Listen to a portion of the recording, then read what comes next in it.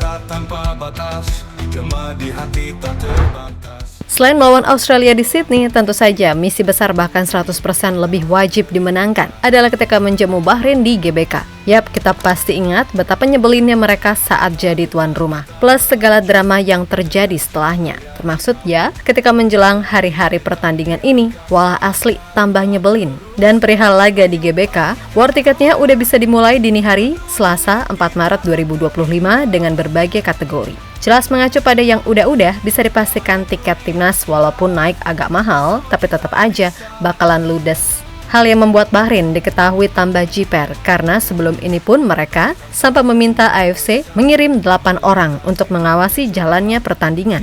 Selain itu, Bahrain kini juga jadi negara yang sungguh dianggap pengecut. Dan atas dasar itulah, negara-negara seperti Irak, Korea, Vietnam, bahkan Australia pun gak habis pikir dengan sikap Bahrain yang macam begitu. Karena juga berkaca dari pengalaman, nyatanya GBK aman-aman aja, dan mungkin setelah negara-negara tadi, akan ada banyak negara lain, bahkan di luar Asia, yang menyatakan dukungannya untuk Indonesia murni ya, karena Bahrain emang sekocak itu.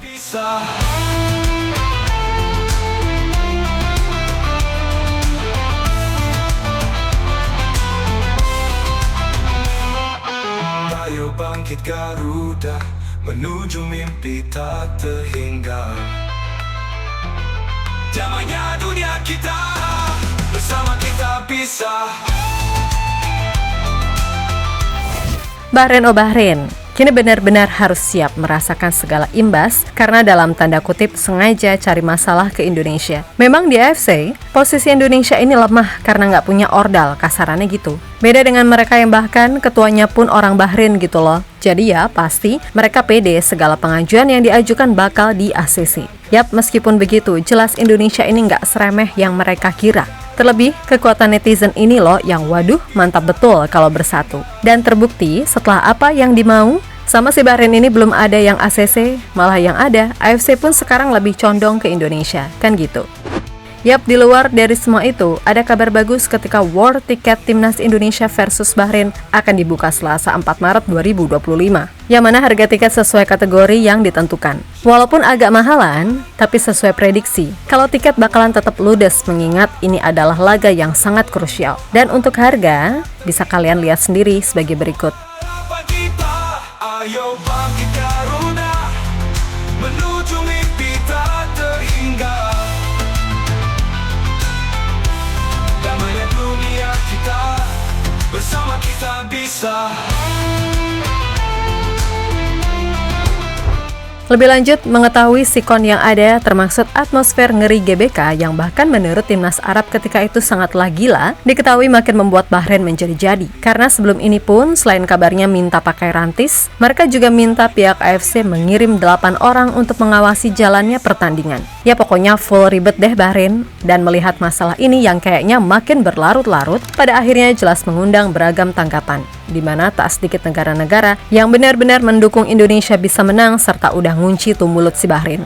Jepang, Vietnam, dan Irak sampai Australia yang juga merupakan pesaing kita pun punya bukti jika away ke GBK sangatlah aman.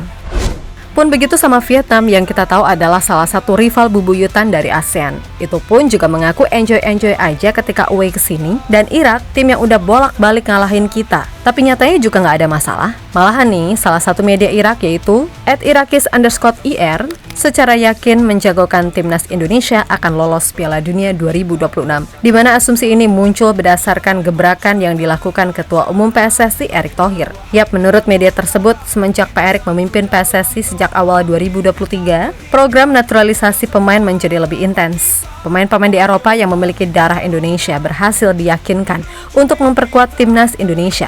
Hal itu pun berefek kepada peningkatan kualitas performa dan hasil timnas Indonesia sampai di titik sekarang ini. Kita bisa.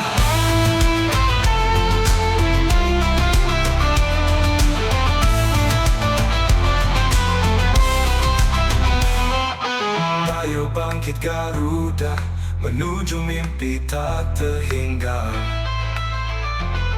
Damainya dunia kita, bersama kita bisa.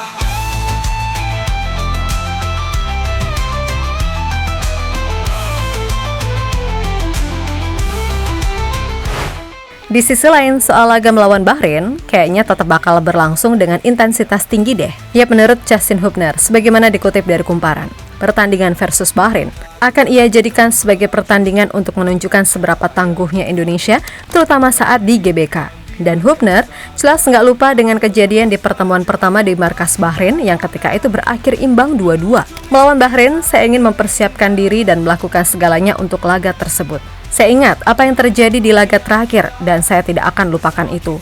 Kami akan perlihatkan kepada mereka siapa Indonesia saat laga di Jakarta. Sayang, saya tidak dapat bermain melawan Australia. Namun, saya yakin kami akan mendapatkan hasil yang positif di laga nanti. Ucap pemain Wolf tersebut. Capai puncak tanpa cara, bangkitlah wahai Garuda. Kita satu dalam doa, mimpi tak terhingga, genggam semua harapan kita. Ayo bangkit Garuda, menuju mimpi tak terhingga. Damainya dunia kita, bersama kita bisa. Yap, terlepas dari apapun, moga-moga aja Indonesia bisa mengatasi segala rintangan di 2 laga Maret ini. Dan buat AFC, harusnya mereka sadar sih kalau sekarang mereka masih berada dalam sorotan besar. Iya loh sumpah, tapi ya kembali lagi, kalau sadar. Kalau enggak mah ya udah siap-siap aja. Reputasi mereka semakin jelek di mata internasional. Karena ya emang jelas banget kelihatan standar gandanya. Di mana AFC sering banget menunjukkan jika mereka adalah federasi sepak bola yang tidak netral karena cenderung membela negara-negara yang berasal dari Timur Tengah. Apalagi ini Bahrain, tempat asal-usul dari sang presiden AFC. Yap, sebelum Bahrain pun, AFC juga sering menguntungkan negara seperti Qatar. Terutama kalau kita ingat apa yang terjadi di ajang Piala Asia beberapa waktu yang lalu, ketika mereka jadi juara di rumah sendiri. Dan soal ini pun sejatinya juga udah pernah dikeluhkan oleh Jepang, karena tim negeri matahari terbit tersebut juga sering mendapatkan kerugian, terutama ya ketika main melawan tim Timur Tengah. Tapi untungnya bumi masih berputar. Meskipun sering mendapatkan kerugian, Jepang tetaplah Jepang. Mereka adalah tim kuat yang akhirnya tetap mampu meraih target yang ingin mereka capai, kan gitu. Nah, berkaca dari hal tersebut, sekarang ini ya udah buat semua elemen timnas, tirulah cara Jepang. Ya walaupun belum selevel sih, at least arahnya udah menuju ke sana. Yakni lawan segala kelicikan dengan kualitas. Perbaiki lagi cara bermain kita, tingkatkan kedalaman skuad dan perbaiki efektivitas. Biar apa? Kalau lawan tim dari Tim Teng, kita bisa main aman dengan unggul minimal selisih 2 gol. Nah, jika bisa gitu, fix mereka nggak akan main guling-gulingan tiap detik. Bahkan kalau bisa ya kayak Jepang pas lawan Bahrain. Lagu kebangsaan diajak supporter, lalu diganggu peluit goib supporter. Belum lagi mode guling-guling dari Bahrain plus sorotan laser yang juga dari supporter. Yap, Jepang pasti marah, makanya Bahrain dihajar dari sisi skor 5-0 di kandang sendiri. Itulah mentalitas yang mesti kita bangun. Dan semoga apa yang udah terjadi bisa jadi pembelajaran kalau ya di round 3 emang kayak gini gitu loh.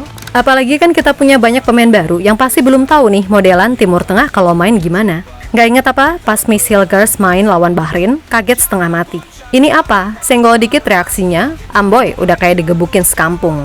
Pokoknya dengan segala dinamika yang udah terjadi, mudah-mudahan hasil baik tetap mengiringi. Lalu buat Sobat Irak, makasih dukungannya ya, dan mudah-mudahan hasil baik juga mengiringi kalian.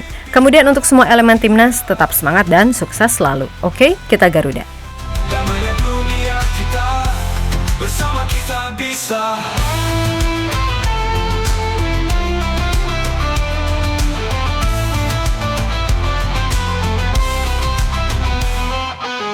Ayo bangkit Garuda, menuju mimpi tak terhingga. Damainya dunia kita, bersama kita bisa.